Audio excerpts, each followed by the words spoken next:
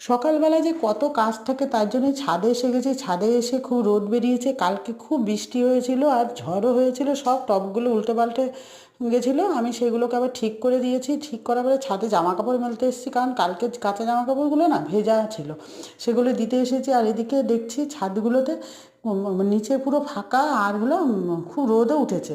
আর তারপরে দেখো না, আমাদের যে একটা আম গাছ আছে, সেই আম গাছে এবার মুকুলই আসেনি। আর এই যেটা পাশের বাড়ির আম গাছ, অনেক মুকুল এসছে, তো মোটামুটি ওদের প্রতি বছরই মুকুলটা হয় আমের। আর আমাদের আম গাছটা একটাও মুকুল আসেনি। আমি তাই সেইগুলো দেখছিলাম আর ভাবছিলাম যে প্রতি বছর মনে হয় আম হয় না, এক এক বছর বাকি মানে গ্যাপ দেয়। যাই হোক, তারপরে আমি ওই আমাদের এই আম গাছটার কাছে আসলাম। এসে আমি দেখছিলাম ভালো করে যে আমের মুকুল এসছে কিনা। আমি না, একটাও আমের মুকুল আসেনি। তোমরাই দেখো, একটাও আম গাছের মুকুল আসেনি।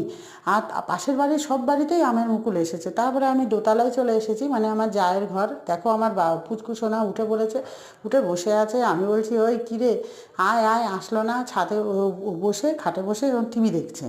এবার আমি নিচে চলে এসে, নিচে এসে তুলসী গাছের এগুলো সব ঠিক করে দিলাম। টবগুলো সব উল্টে পাল্টে গেছিলো। আর আজকে না গাছে একটাও ফুল ফোটেনি, দুই একটা ফুল ফুটেছে, সেটা আমি তুলে নিয়েছিলাম। দেখো না কড়িগুলো কেমন হয়ে গেছে। যাই হোক, এবার আমি পুজো দেবো, ঘরেও চলে এসেছি। ঠিক আছে বন্ধুরা, নেক্সট ভিডিও আবার আসবো। টাটা।